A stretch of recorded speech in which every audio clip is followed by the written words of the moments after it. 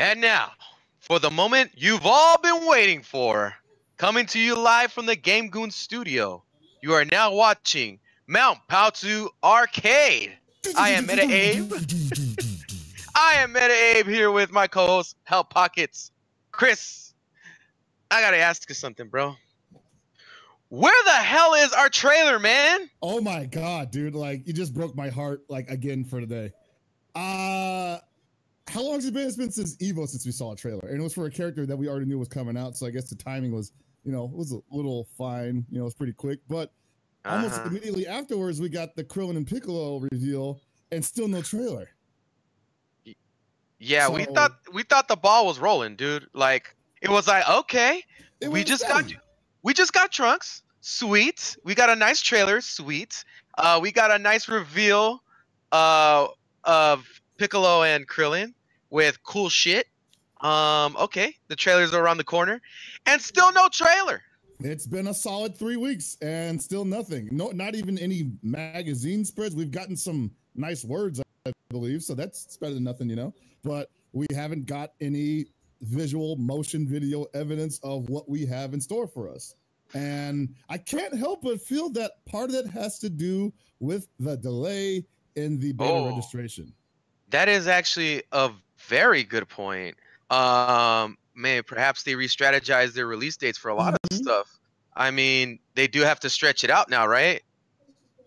Yeah, they do have to stretch. They do have to think about, hey, when are we going to release information, especially if they release something like that, and then they're like, now wait another month for the beta registration, and then wait another month for the actual beta.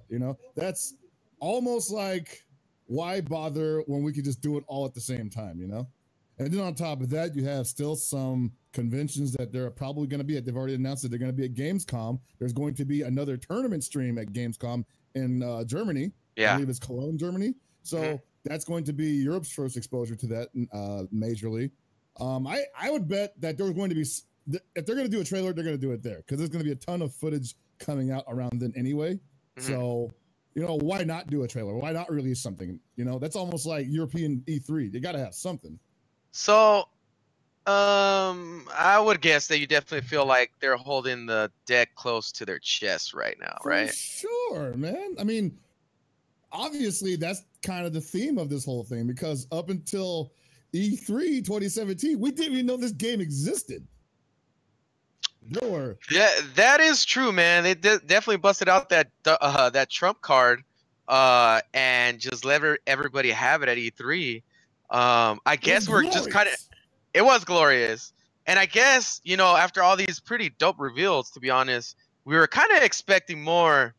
So now we find ourselves in a situation where we're starting to split hairs and to heavily speculate. Heavy speculation is not unhealthy, I believe. I think heavy speculation can be good for especially a competitive scene. It's got for real an ability to keep things, fresh and interesting in people's minds. Even if people get bored of speculation and they start saying, oh, great, we're playing Theory Fighter now. There's all this stuff that we can't prove. It's just one huge cock tease, At least it keeps people talking about the game, and people are going to be talking about the game regardless. So it's almost unavoidable that you would have even just a little bit of that speculation running what will be considered the hype train for Dragon Ball FighterZ right now.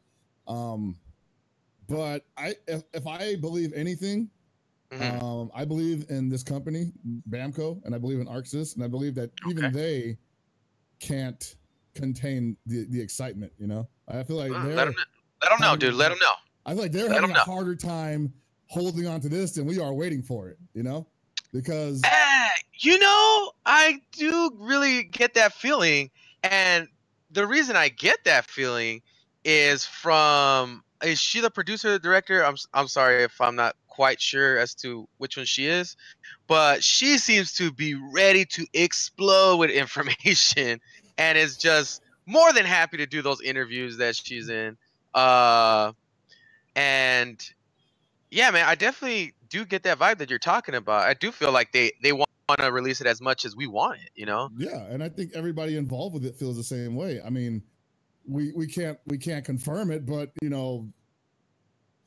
earlier this week we got a rumor Oh, here we go. Yeah. We got a character rumor. We may be going into this a little early, but obviously this is going with the theme of the show. We got a rumor from a person down in Florida who attended the Anime Con that the voice actor for Android 17 was attending. I think it was his real name actually, and I believe the line of questioning went with, "Have you done your Dragon Ball Super lines yet?" That was the question he was asked at the panel. Sucker. Yeah. So he says, "I haven't done my Super lines yet, but I have done my Dragon Ball Fighters line." And the question asker said he hasn't been revealed yet, and his response was, "Oops." Oh wow, dude. I mean, thanks. You know that actually to be honest with you, that screw up has been able to kind of straddle us along a little bit easier, right? Like, no, okay, real. okay. I definitely feel like that situation, which is also, here's another aspect of that. Is this the English voice actor that you're talking about? Yeah, this is the English voice actor. I forget his name right now. I didn't know that they were gonna have English and Japanese. That's another thing. That is news to me. So it appears as though they are gonna please both sides of the fence here. So that leads me to a lot of other questions, right? A lot of questions about how they usually form these Dragon Ball games, right? I think I was having this conversation with Lord Walkman, another fellow goon, and he and he has asked us if we think that there's going to be a character creation mode in this game. Now, if you want my opinion on that, I kind of feel like because recently the new Naruto game, the Naruto / Boruto game, released information saying they were going to allow you to create your own ninjas. So obviously, like the concept is fresh in everybody's minds right now. But I want to make that clear to everybody that that's almost a totally different kind of game than what we're dealing with here. Creating a character and fighters with the people who are designing the game would, I want to say it's almost impossible. Yeah. You know, like I don't really see. It is difficult. It is difficult. You would have to really create the game with that in mind, right? Like, I don't even think they've been able to achieve that in Guilty Gear, which is, you know, they're basing that technology off of that. So yeah, they have not been able to create like swappable outfits or skins. Mostly because I think it's just so detailed, or whatever the way that they created the game does not inherently make that easy, you know? It's just not time feasible to create that many combinations of, you know, clothes that have the perfect shadow layering put on them, you know? Like you're basically creating articles of clothing as their own characters with the same amount of detail that you put into the actual characters, and you're supposed to stick that on a random character. Yeah, it just wouldn't work. Yeah, I think you have to take the good with the bad with that. Like, if you want super detailed models, well, then you're not going to be able to have all these 3D items that you can switch on and off. Like, for instance, like that's not really a problem with Tekken or like Soul Calibur games, right? Right. Because I think the basis of the whole game is really around everything is a 3D movable item, so it's easy to swap those things out. But if you want a game that looks like Guilty Gear, it's just not possible. You're just gonna have to create a new model, which leads me to another thing that I believe was also asked. If that's true, then does that make it even more likely that we're gonna see palette swap type characters added later into the game? That is a danger that you would run into with, I believe, a game like this that technically doesn't have that kind of history. You know, technically it's a fresh game. You can do whatever you want with it, you know? Yeah. You say, oh, there's palette swaps here. And he's like, nobody can be disappointed because it's the first time Goku's even been in this kind of game, you know? So if you're like Goku and Super Saiyan Blue Goku, and then Super Saiyan 4 Goku or whatever, That's 3 different characters, but they all have the same movements and whatnot. Like, sure, that's like, that's a bummer. But at the same time, it's like, it's not like it's breaking some precedent, Well, mostly what I'm talking about is, for instance, like if you had Bardock, right. But man, those models would have to be so different though. I mean, I do believe they will make them differently. I don't believe that the way ArcSys does business is by making characters that look similar just by recycling the models, like they might recycle some, like maybe the base model, but I believe that they would change the basic movements of those characters so that they felt unique in their own right. I don't think they're in the business of just doing EXQs, Yeah, it's definitely not their MO. Do you think that they would stretch that for this title for Dragon Ball? You think they'd make an exception? I don't know, man. Like, I think when you handle when you have the reputation that ArcSys has, and you're handling an IP like Dragon Ball Z, you're almost not allowed to do that. I feel like, I mean, people do it anyway. Obviously, people cut corners and they put gigantic casts of like 100 in a game, and the only way they're able to do that is by adding characters that just have the same base form models and the same base movements, but maybe their hair is different or something, right? But I feel like you mix those elements in with like the fact that they're saying that this game is going to be a serious 2D fighter that is a love letter to the FGC and the competitive community. That it's being done by ArcSys, who are arguably the new hit squad of the fighting game development community, and the fact that it's being pushed out at a time where, let's face it, like competition is kind of intense, at a time that the whole environment would not support something like that. I don't want to get to talking about other games too much, but you definitely don't want to like come out with a game that looks like it might have cut some corners that blatantly. Oh, this guy. These indirects. When you're up against, you're Draking this up right now. This is a Drake move. You just don't want to cut corners in this environment. That's all I'm gonna say. If you're gonna cut corners, don't make it look too obvious. You want people to be happy and ignorant, basically. You don't want to be like, hey, here's like this character that now does this because that's just a function, Oh Jesus! Might as well just call it out, man. I don't know what you're talking about. I'm just saying that's just a bad philosophy overall. I'm not taking shots. I'm just saying, like, like that. It's just a bad scene for it right now. Why would you put yourself in that position when you could have just done it right? And ArcSys is known for doing it right. I mean, the only thing they ever get wrong is technically the balance, and that's like, that's a community's job to work around. Well. In this case, for this game, I don't think, and as a player, of course, I want it to be pretty balanced, right?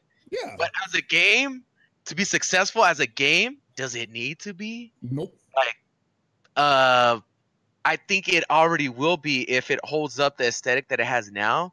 Success is not guaranteed, but highly likely. This is a very potent title.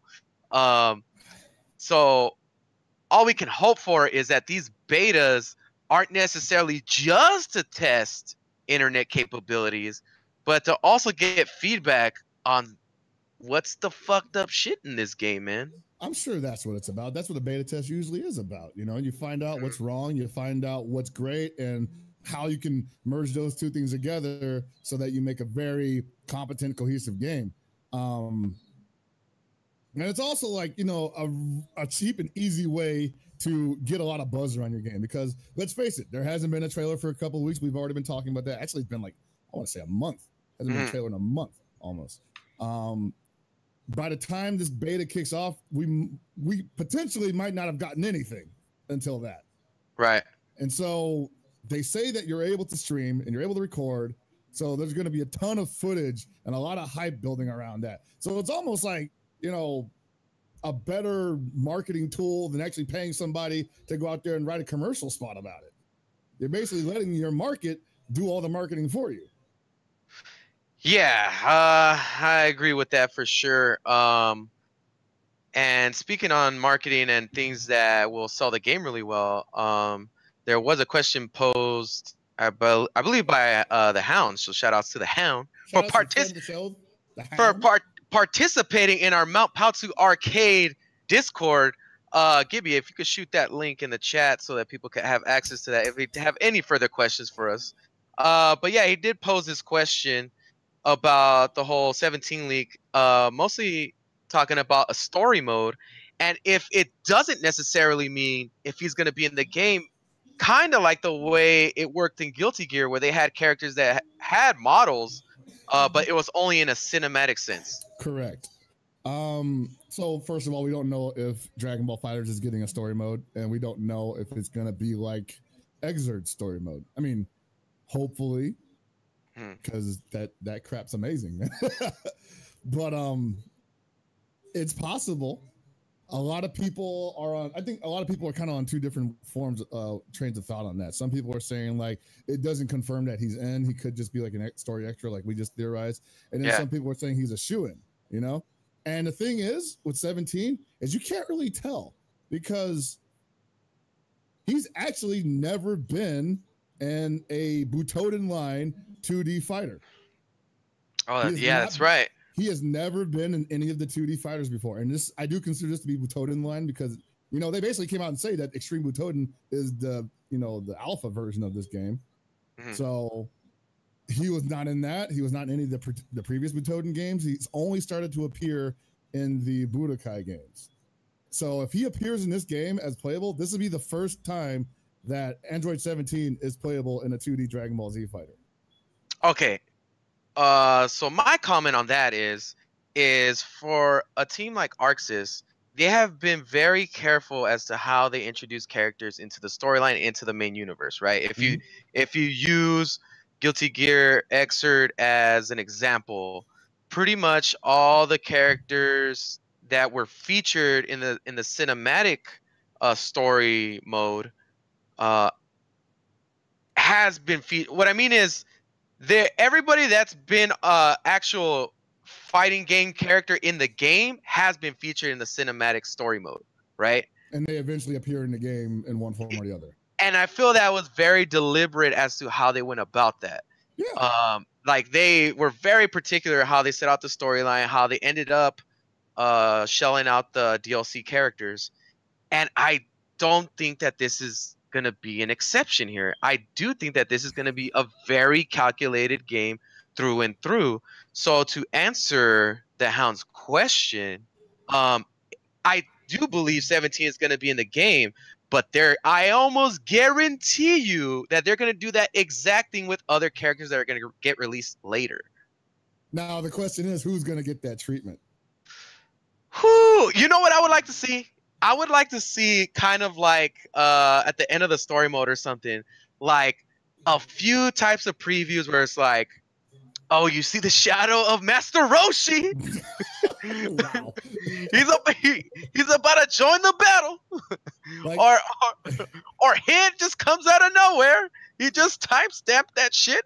All right, so Hit's the character that a lot of people have been saying, I hope he's in the game. And honestly, I didn't really see it up until recently. I was like, I think people are just, you know, they're high off the fact that he quote unquote beat Goku. But the thing is like, I can totally see him joining the cast in this game, but I don't think he'll be in the base game. That's the only thing. I think that preview that you're talking about is going to be a lead-in to a super version of Dragon Ball FighterZ. So the super DLC pack? I think that's really realistic, you know? Now, granted, we don't even know if they're going to support the game beyond the first. This could just be like a one and done, and then they'll see us in a couple of years, you know? Yeah. But I totally think that if they're going to follow that same direction as Exert, we probably won't get all of the super characters, or at least a lot of them, in the base game. We'll probably get up until Beerus. Technically, you got Golden Frieza already. Might get... I mean... If I'm selling this game, if I'm selling this game to you and you want these characters, but I also give you a bunch of other good characters and the game looks awesome already, I might hold that for a couple, maybe a year or two, you know?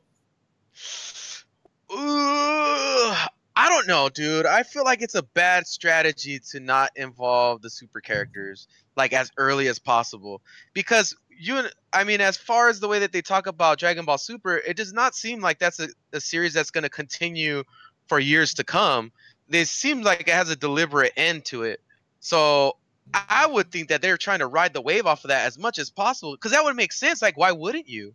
You know, like I don't know, man. Like, I thought that it was going to end like at 100 episodes because that's what they teased like a couple of years ago. But here we are, well beyond 100 episodes, and now Masako Nozawa basically says she wants to play Goku until she's dead. Whoa. Well beyond, bro. What are we at? 103. I think you're there. There's a hyperbole, First bro. of all, if you have $100 and I have $103, how much more money do I have? You got way more than I do. Exactly. No. You use that when you talk about pay scale. It's like, okay, I get paid $13 an hour. Bro, I get paid $14.50. I'm balling out of control. That's when you use that scale. Well, she says she wants to go another 500 episodes. What? Oh, wait. Yeah. Dude, of course she does, bro. She's trying to get those residual checks for Super. She might live to be 100. She might be 120. She's going to live to be 120. If she can still do the work, who's going to tell her no, though? Hey, That's man. the crazy part. They're going to be making Dragon Ball games forever. They could do the voiceovers for that for the rest of their lives. No, they're going to find somebody to replace Goku, basically, right? Ew. I don't think anybody can. I've never heard anybody do like an impression of the Japanese voice. I see like American voices all the time, but doing the Japanese tone, like. Hey, listen. People can do Bugs Bunny. The original Bugs Bunny voice actor's dead. No, I know they still pull it off. I know Mel Blanc's a fucking genius, but like, but who can do Japanese Goku? Another Japanese woman? Never heard it, man. Dude, what if she ends up as not the voice actor for Goku anymore, and then all of a sudden Goku has like the beefiest voice? You know, he has like the stereotypical badass deep voice, and he's just shit. No, that's not even the same character. Like, I'm just a fucking idiot. No, I mean, no, they're very hard to replace. Just like we were talking about this last week with Rhymestyle, and he said that the first dub that he heard was the Ocean dub. And what's so crazy is that Goku went through so many different voices or types of like, first he was like surfer dude or something, and then he was like a complete idiot, and then we went into the Funimation one where it was like it kind of was played a little more straight. Yeah. So I don't know, man. I would like for the Japanese voices to go through the same problem that we went through with the English voices, because they could not make up their damn mind. They couldn't make up their damn mind, dude. I don't know if you remember, but after I think the first voices that they got, Krillin sounded like he was from New York, from like Brooklyn or some shit. Like, yeah, like Danny DeVito shit, man. He was. They used to want Danny DeVito to play him in the movie. Oh shit. Yeah, but anyways, shit. I just would love for them to really introduce Super into this as early as possible. I think they will. I don't think they're gonna keep people hanging. I think they're gonna like let them know almost either they're gonna be in the base game or we're gonna know pretty much right away that they're gonna eventually be in the game. You know, maybe they'll be paid DLC. That is definitely something that Namco does. Namco is known, especially with Dragon Ball games, for almost a week or two or a month afterwards, you get an entirely different, or not different, but you get more characters, and not in any small numbers. You know? All right, I'm gonna make this pick as this is. I really believe this is gonna be a sure pick. Beerus for sure is gonna be in Super, or sorry, Fighters for sure. Fighters. Oh yeah, I think maybe he might be the not the deal breaker, but they might kind of try to smooth over that situation with like, well, you do have Super characters, you got Beerus, so maybe they might try to pull that. Well, remember, there's always also the possibility that they just start putting characters in based on the franchise that they're working with. You know, you got Super and GT in the movies. Oh God, stop it. Stop it. That's 4 DLC packs. Jesus Christ. No. Stop trying to make Dragon Ball GT a thing, dude. Like, it's not my fault. This is what Bamco does. And anybody that's in the chat right now can attest to this. Bamco is what's keeping Dragon Ball GT alive right now. Listen, right now they put it in the game because they already have the models in those games. They're like, why not at this point, I mean, seriously, think about it. As a developer, we already got the models done. Why wouldn't we put it in the game? But you think for a second that the Arxis team is gonna go out of their way to do GT characters in that style? I wouldn't be surprised. 8 years from now, expect some a GT package, if at all. If at all, that is like years away. Get hyped for Shinron package, guys. Okay, so I think we win at that question at length. So let's go to the next one. Next question is what?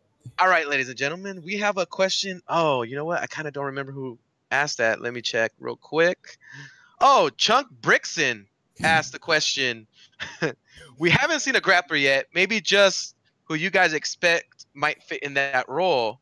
That is a good question. Grapplers in fighters. Well, let's first take a look at this game as what it basically is without the Dragon Ball characters. You know, it's basically a air dasher 3v3 versus game. I actually don't think there's any high jumps. I don't think anybody's done any super jumps. I might have just missed that though. Like I might have just missed the fact that there was like a down up high jump in this game. But as far as I know, there's only the dragon, the super dash, you know, and that goes everywhere. If it has happened, it hasn't happened enough to be super noticeable. Yeah, exactly. And I wonder if that's something they're gonna you know put into effect later on, if they're just gonna forego it and have everything be swathed over by the super dash. But I'm just saying, like, now combine the mechanics of a super dash with a character that has a command grab that most likely will be armored or have really quick startup. You basically got a guy that can fly at you from any angle and just grab you, you know?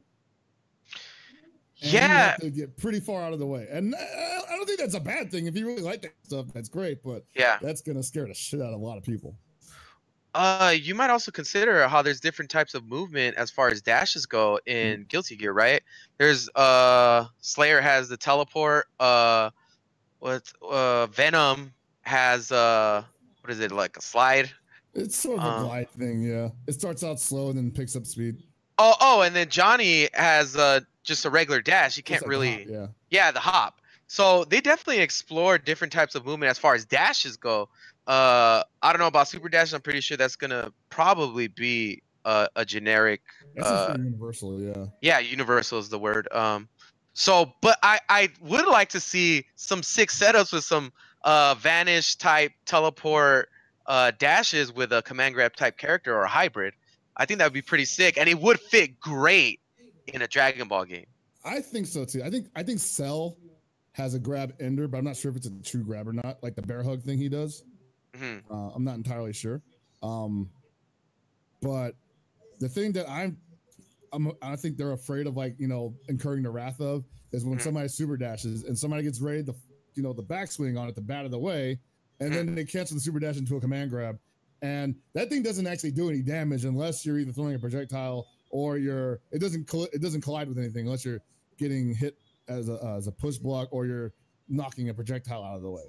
So if you just preemptively do the swing thinking you're going to just push block and he cancels in the command dash and he grabs you, that's kind of like, well, why wouldn't he do that? You know, that seems almost kind of like dummy mode. All right. But I got a question for you. Okay.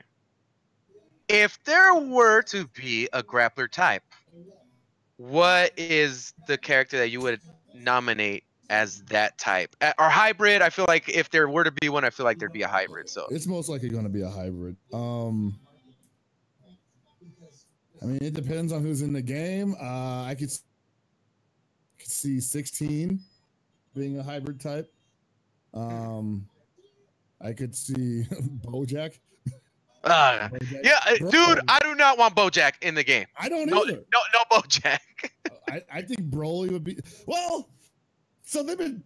I don't want to like derail this any further than it already is, but they've been taking a lot of the movements in the game from the actual series and whatever else they're, you know, the movies and whatnot, right? So everything's pretty much true to the source material. And per the source material, Broly's not really much of a grappler. I guess he does technically have a couple grabs. Like he had that grab he used on Kid Trunks in movie 10, where he did like the freaking rack torture over his head and then he pissed on his face.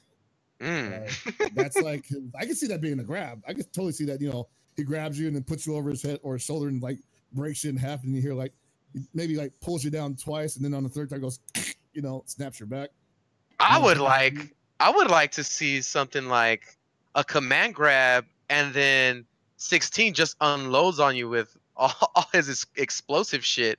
I think that would be really sick. I could see that happening too. Maybe it's a launcher, and then after it ends, pop you up, get the air combo. I could see. I mean, there's also the potential of like unblockable stuff, like with Piccolo, or like maybe he's got like an EX. Ooh, no.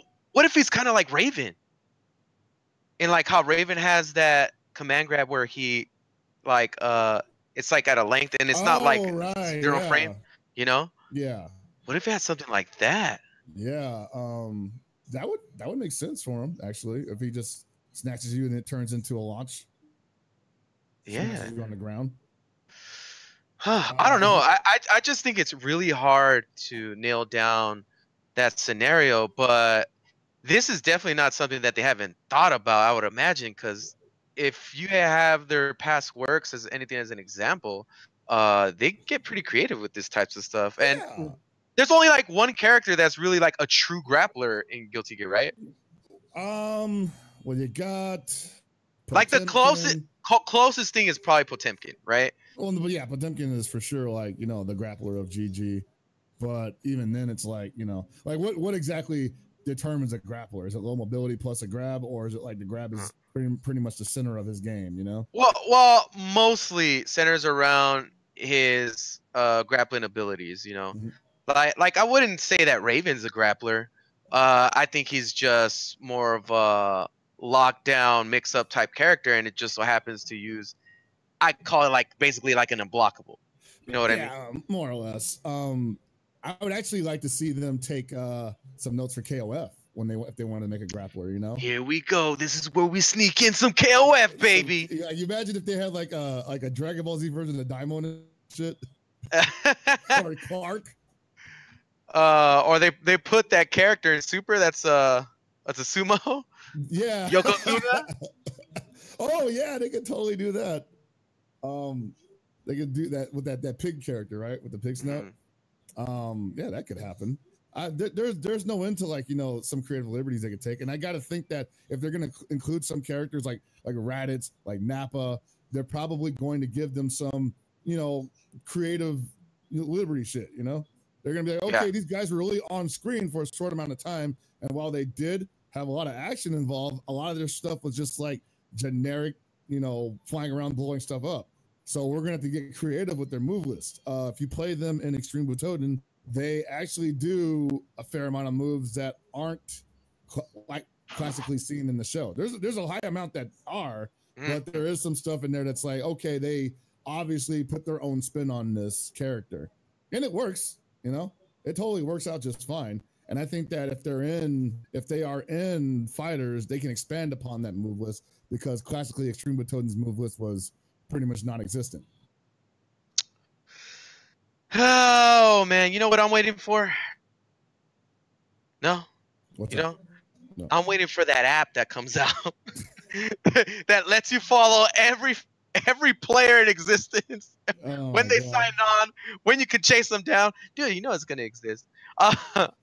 They've been hitting at stuff like that forever though, like where you just basically stalk your game's community online. Yeah. But okay. Call it the Scouter app. All right. So moving on to a semi-different topic. We've been talking a lot about possible characters, future DLC or whatever. But I feel like I got a bone to pick with you, Chris. Something that's been itching at me for a while. Should I be sitting down for this? Perhaps, because this is gonna be a classic face-off. Okay. I'm gonna take off my glasses for this. Oh boy. Okay. Oh God, I got sweat in my eyes. Hold on. Let me make sure I got my hair looking nice for this real quick. Don't want to mess up my hair. Okay, man. So I feel like I'm baiting you in this, but I want for the whole audience to know, what is your number one movie character Oh, of all time. number one. And Dragon Ball Z movie I'll tell character. you mine, and we're gonna have a face off, bro. And I'm gonna tell you why yours sucks. Are you ready? I don't think you're ready to defend yourself here. See, because you think it's Broly. I know you think it's Oh, Broly. oh shit, shit, the mix up. He blocked the mix up. I know you think it's Broly. Right now, you're just like, oh man, I totally got like a whole essay on why Broly sucks. And you're still wrong, but he's not my favorite character. Okay. My favorite movie character is Cooler. Dude, that is like so whack. Like, why? Why Cooler? Okay. Right. Let go ahead. I'm sorry. We gotta be civil here. We're all gentlemen here. We can all have a civil conversation, please. So first of all, the reason why he's my favorite for several reasons. Actually, that was the first Dragon Ball Z movie that I actually rented. Okay. It was movie 5. It was movie 4, movie 5. I think it was movie 5. Wait a minute. When did you rent this? I rented this when I was a kid, man. I had to be like at least like. Was it like when Funimation was making it, or was it? Man, this was back when that stuff was untranslated, man. Oh, like, okay. Okay, I respect that. Continue. Go ahead. I respect that. So Cooler was not Revenge of Cooler, I guess you could call it now, was my first movie. And so I actually knew about Cooler before I knew about Frieza, because that was how I got introduced to Dragon Ball Z, was the movie. Oh, dude, you know what? I'm with you there. There was a lot of really weird shit that happened with me learning about the characters in Dragon Ball, mostly because of how weird it was to get material. Yeah. And you'd get it like if you get a movie, right? Like, you don't know that the movies aren't canon. That used to fuck with me so much when I was a kid. Yeah, dude. Like when I started like putting the pieces together in between the movies and the show, I was like, this don't make no fucking sense, man. Like, how the hell is he like? How the hell is he back on Earth? But he got lost on Namek, and like Trunks isn't there, and Vegeta's not Super Saiyan yet. Like, yeah, this timeline's all fucked up. And they would be even worse when they would be referencing stuff from the TV show in the movies. And you'd be like, oh, great. Now they're actually trying to sound like they just got back from Namek. Yeah. And they're going right back because the new Namek got enslaved by some robots. Like, what? Where do they find the time? You know, it's funny. I got a story similar to that where I started making shit up because it didn't make any sense to me. So I had seen, I think it's called The Wrath of the Dragon. Is that what it's called? The one with Tapion? I forget what it's called. It's like movie 8 or some. I forget what it is. I do believe that's what it's called. Yeah. Anyways, I didn't see the whole movie. What I saw were clips on Real Player back in the day online. So there's no way that you're gonna watch a whole movie online back in the day. All you saw were very small clips. So when I saw that, I saw what I thought. What I actually saw was Goku Super Saiyan 3, right? Right. But when I rationalized it in my head, well, it was like, well, that doesn't make any sense. This character doesn't have any eyebrows, and the only character in Dragon Ball that doesn't have eyebrows like that, as far as I've seen at that time, was Piccolo.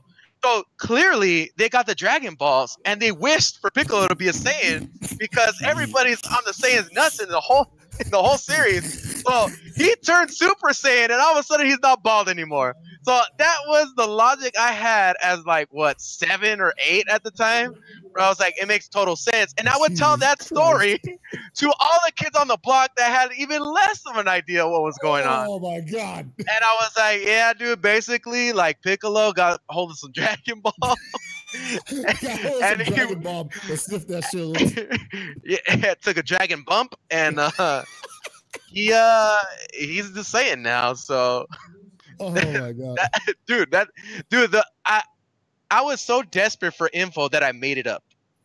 That's how it was. It's okay. I'm saying you weren't the first. You won't be the last person to ever do that. Not everybody who followed this series before it was translated could be like, oh well, I just have a buddy who either speaks Japanese or I got the Chinese version, and everybody else speaks Chinese. You know, they don't have the translator for them, so you kind of got to piece together certain things. Like I remember there was this dude that told me Vegeta was the Japanese translation for the name Andrew, and I was like, I didn't quite believe it, but I was like, you know what? Like that's the first that, and I have no person to reference that against.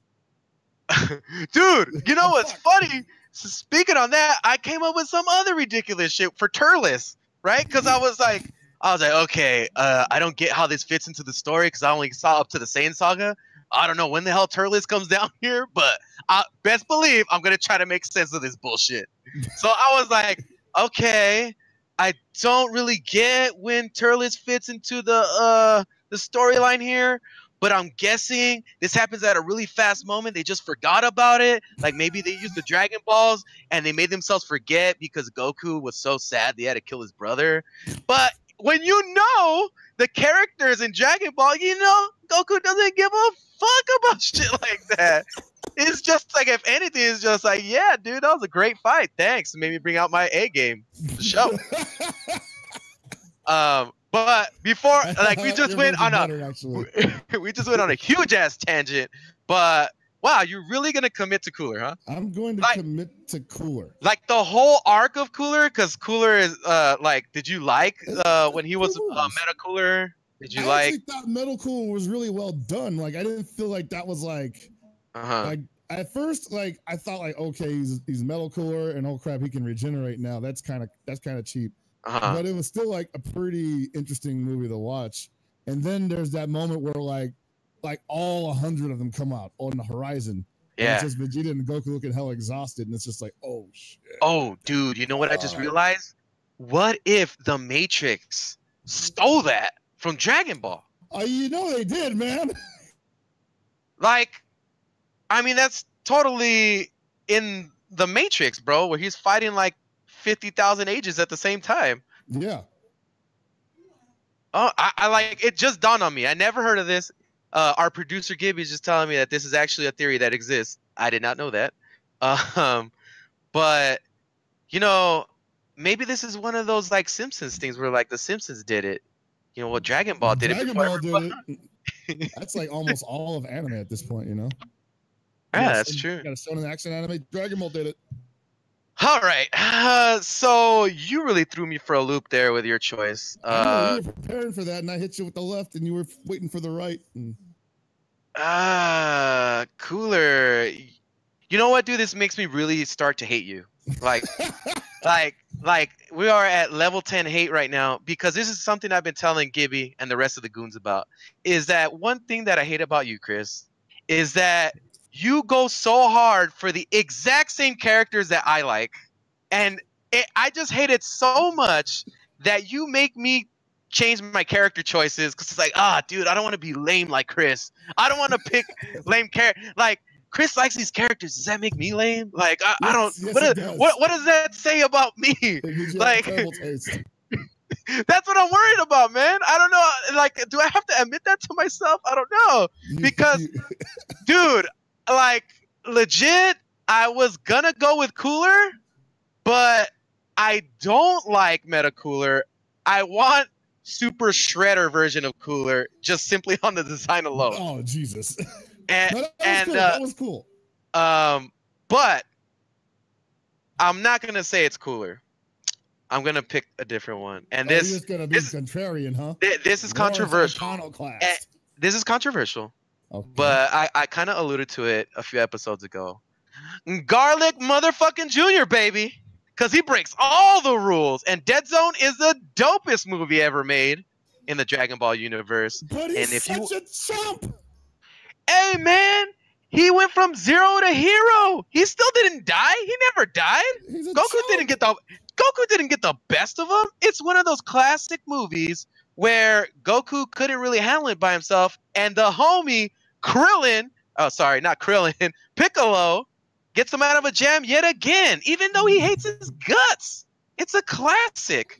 And Garlic Jr., unfortunately, you know, he kind of got hit with the gimmick, which is kind of bullshit. He got pieced out. But that dude is probably smarter than all those guys. And no, actually, he's pretty stupid because he got caught up in some fucking jar. But he's a chump.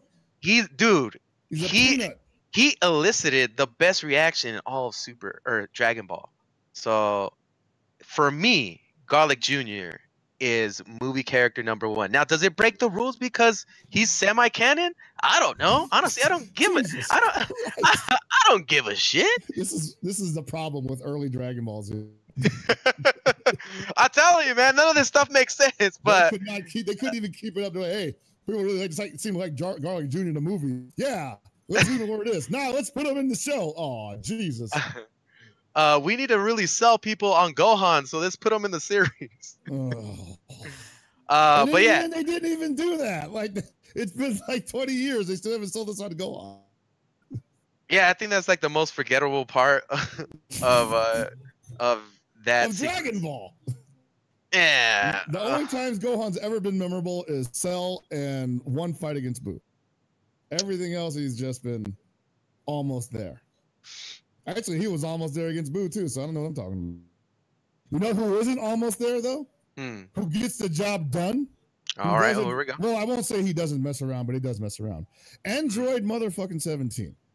The baddest, most coldest, most poacher killingest dude Ranger. This is why I don't like you. This is why me and you got problems because what you got against Android 17?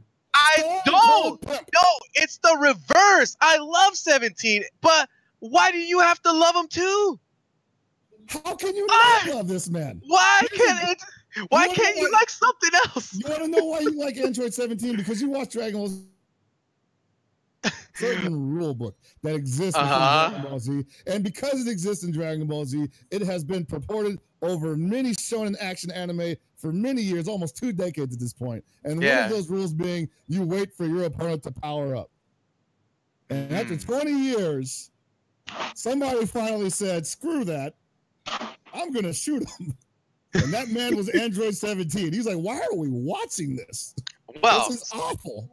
Speaking of 17, I mean, I have to unfortunately say I agree with you. 17 is a total badass. And now in Dragon Ball Super, they are bringing them out in the best way possible, man. I've been waiting for some real 17 action, and they gave us a bit of that last week, didn't they? Quite a bit. If you had been missing anything if you had been missing 17 since his fight with Piccolo, which was one of the best fights in Dragon Ball Z history, by the way. They pretty much rewarded your patience with possibly one of the better action sequences of this entire arc. You could really tell the animators are really into this whole idea of 17 just outclassing these two characters from Universe 2. I believe one is Kakun-san, one's Vikal, the one with the wings. The way they animated it was just like this guy. Like they really wanted to emphasize like he is beating the shit out of these females. Well, and one thing that I really like that is really coming out in the Dragon Ball Super series is how they're really selling the androids as probably the smartest people on the battlefield. They have been strategically. God damn! What the? Is that a bush on your lip? What the fuck is that? Holy shit, push broom fucking. Anyways, yeah, I mean, they've really been selling them as the smartest people on the battlefield, and they're acting like they know that themselves. Like, holy shit, we're here with a bunch of dumbasses, but I guess we're gonna have to hold it down because Goku's gonna do some dumb shit because we fought Goku before and we know the dumb shit that he'll do. Well, like, they really only had 2 choices when they came out the womb, or whatever you would call it, the chamber. They came out the Jerome or something, right? They had 2 choices: kill Goku, go cruising. That was it. They decided to go cruising first. They're like, screw it. We can kill Goku anytime. Let's go cruising. The whole time 16's in the back going, "Are we gonna kill Goku yet? Hold on a second, brother." The one thing that I think people are having trouble with is not only are they, but they are powerful, extremely powerful. You got to remember, these are the guys who were going to kill everybody in the future when they were potentially at their strongest or at the current moment in time. Vegeta was already a Super Saiyan. Goku had died of a heart attack, obviously. I don't know if Piccolo had managed to merge with Kami at that point, but I imagine that actually most likely he did not, because if he had, he would have beat the shit out of both of them. Well, on top of that, to add to the whole androids being pretty amazing, is that they are super capitalizing on the whole anti-hero thing. Yeah. Like the most interesting characters in all of Dragon Ball Super right now are all the anti-heroes. That's what we wanted for the longest time, you know? Yeah. Just I've always liked the design of 17. And I've always liked his attitude and everything that he brings to the table, right? Mm-hmm. And to see him getting played up to the level that he is, and to hear about the leak to bring this all the way around, has got me so excited. Despite I'm trying to be a contrarian here with Hell Pockets, it is what it is. It's awesome, dude. Like, I really look forward to this character and how this progresses. And if the way the direction of the show where it's going right now is a sign of how they're gonna play out the rest of the characters when they get their shine, dude, I'm super excited. Yeah, I remember some people were asking me like, would be the if 17 is in, which version is the Super version or is it going to be Z version? And I do think that they would probably include the Z version, at least as far as his appearance goes, because that's the classic 17. You know, you got classic future Trunks and not super future Trunks. So that's the 17 that everybody remembers. But unfortunately, the cooler 17 is the Super one right now. Right. Like everybody's high off of that. And some people are wondering, like, how did this guy get so strong? And I realized, like, there was never anything in the rule book that said that androids couldn't get stronger, you know? Yeah, I was actually talking to you about this earlier, right? Like, I was a little bit confused because I hadn't watched a lot of the Japanese dialogue for Dragon Ball Z, where I guess they mentioned that they're part human, or because the whole thing is like, how the hell can they get better if they're androids? Like, how do they get stronger? They just do, man. Like that was never. It was never just. It was always just assumed that they were at that max level and that they would never be more powerful than like base form Cell. Well, because they set that precedent though, that they all have a limit unless they explicitly stated that they don't. Did that ever happen in the series? I forget. I feel like that's something that did get discussed in the series, and it probably has some the fact that they were explosive devices from them. Oh, yeah, something about that. Yeah, I remember that being a thing for some reason. I don't quote me on that though. Just it's something in the back of my head for whatever reason. But it's it's entirely possible that 17 trained is out, and now he competes with Super Saiyan Blue Goku. Just because he can. And not only to mention that, he's artificial, so he actually doesn't expend energy. He's constantly able to go at 100% whenever he wants to. And that is a huge advantage in this series right now, in this tournament, because they made a huge deal about being able to withhold your energy and not waste it. And Goku keeps talking about it. Beerus keeps talking about it. It's a big thing in this tournament. So yeah, these guys have a pretty good chance of being the shining heroes in this thing. But yeah, like I said, I'm really excited on the direction where this is going. What do you expect in the future? We opened up the show with me asking you about the trailer. Where the hell is our trailer? Now, can we get a Pockets pick for when that trailer is gonna release? Because we're previewing the future. We're previewing what's gonna happen next. And this is a point of the show where we look forward. When is that trailer gonna drop, my friend? Let's see. I'm gonna say that we're gonna get footage. When's Gamescom?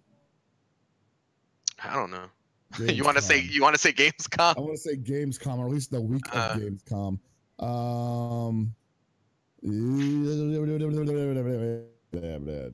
All these articles. Okay, Tuesday, 22nd of August is the first day of Gamescom. So I'm going to say that the week of the 22nd, we will get a trailer. We will get new footage. We will get a trailer sometime that week.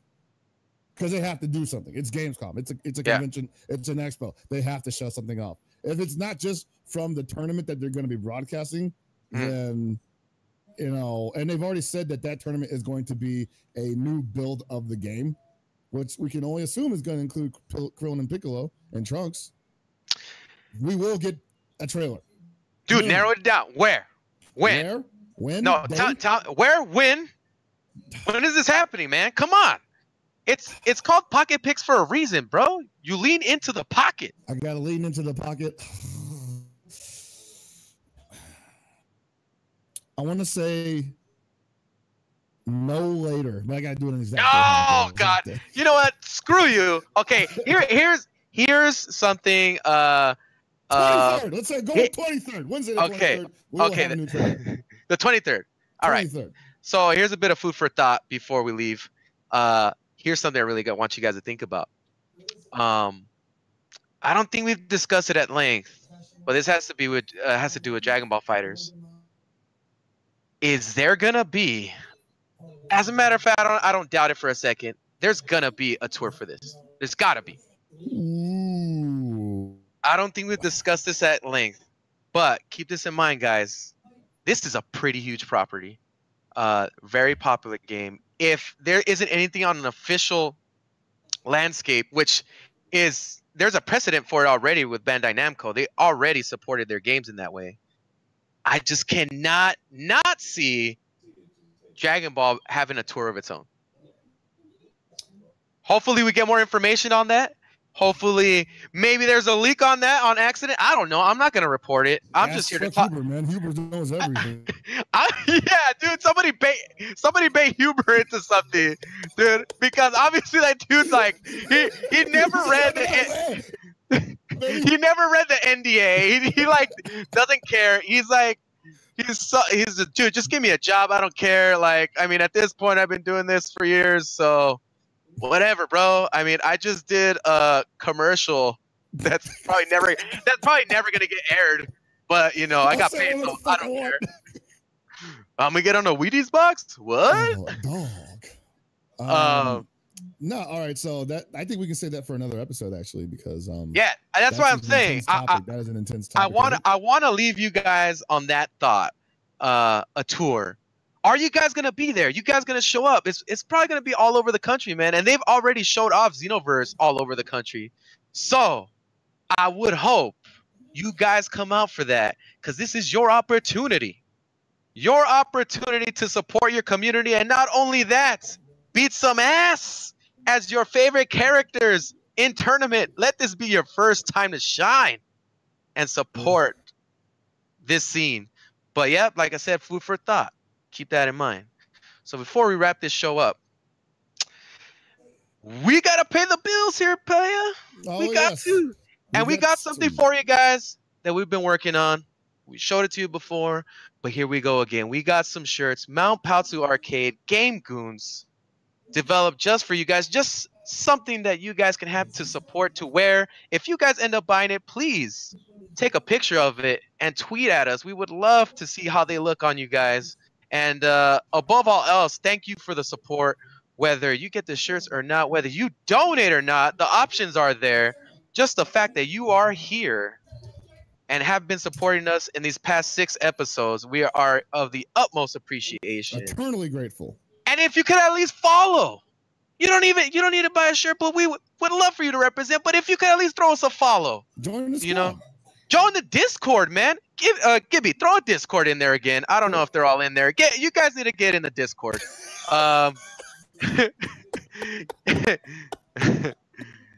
Nice. Face keeps popping up. Yeah. So and you can subscribe, and you can get yourself a nice Game Go Bang Game Goons emoticon, just like the one you saw over my face a moment ago. Gibby loves that shit. And Gibby fears the lore on that, and you can earn that through a subscription. So like I said before, myself and Chris, Hell Pockets, are very thankful for you guys watching us every single week. But I got a little update for you. We will be taking a hiatus for 1 week. 1 week. 1 week only. Just because we do not dare leave you guys for too long. But when we come back, you best believe that we will have the tightest of shows. We will have the biggest build-up. and we will have something for you. I bet you. You know what? Uh-huh. We're probably gonna get a trailer the week we're off, aren't we? That's what I'm saying, man. That'd be fucked up, man. So we're gonna be able to blow up off of some good stuff, but next week we're gonna take a hiatus. So expect us the week after that to come back and bring you guys a good show. So we're gonna tie this knot off, and I'm gonna let Chris close us out once again. Before that, one more thank you to all you guys for watching, for supporting, for getting those retweets. Thank you, and for following the Game Goons account. Shout outs to Gibby for being our producer once again for this show. And anything else you got to say, Chris, before we close this off? Nope. I'm just ready to get on going. I got another Heineken to drink in the fridge. All right, man. Then take us home, bro. All right, guys. Hope you guys enjoyed this episode of Mount Paozu Arcade. It'll be archived on our YouTube channel at, I believe, tomorrow or sometime. Just keep an eye on the Twitter, which you can follow us at Game Goons TV. And always remember, keep it super. You know what I'm saying?